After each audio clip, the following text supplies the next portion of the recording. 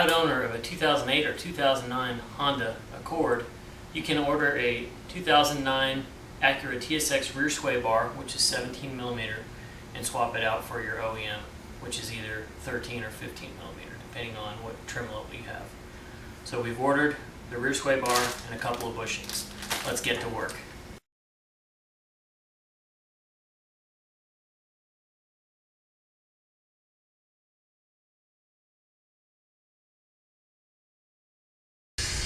Since the sway bar is tucked in between the exhaust and the body, we're going to go ahead and loosen the lug nuts on one of the rear wheels before we jack it up and take the wheel off.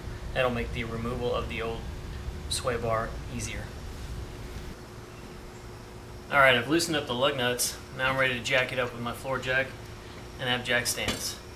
Also, you can go ahead and gather a ratchet with a 12 millimeter socket, a 5 millimeter Allen key, and a 14 millimeter combo wrench. I think that's all we'll need.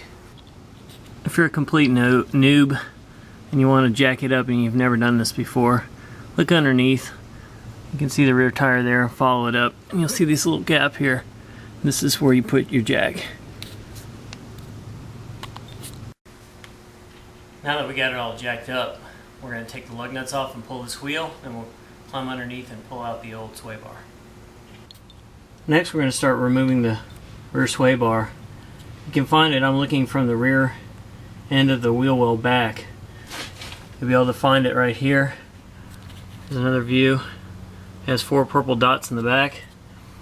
There's a 14 millimeter nut here, and then the 5 millimeter hex wrench goes in the end of this threaded part so you can hold it from turning while you loosen the nut.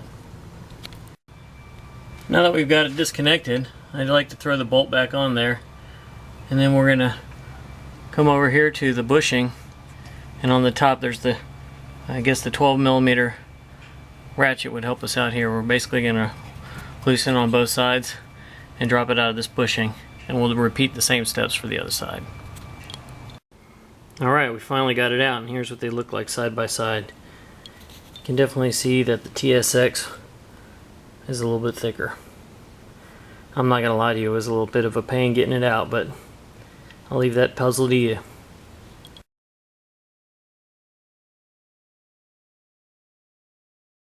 I ain't gonna lie to you, that was tough. What I wound up having to do, I don't know if you can really see that or not. Right here I disconnected the driver's side rear muffler, and just to be able to get this piece through here, because it's a real bear getting it through there. Okay, a couple things to point out. If you look here on the grommet, you can see, I don't know if you can see that or not, but it says FR and it's got a arrow. So that's going to point towards the front of the car when you mount it on. And second thing is they put these little stripes on the sway bar so you know where the end of it would more or less line up. They are slotted so you can get the ends bolted in loosely, slide these on, slide your bushings and the mounts for the bushings on, get everything nice and loose, then tighten your ends and go back and tighten up your bushings. Everything should kind of straighten out, but kind of use these little stripes as a guide. You see that right here.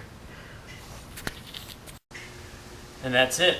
Once you get your sway bar in and everything tightened back up, then all we gotta do is throw the wheel back on, drop it down, tighten our lug nuts up one more time, and we're good to go. Until next time, keep them hanging.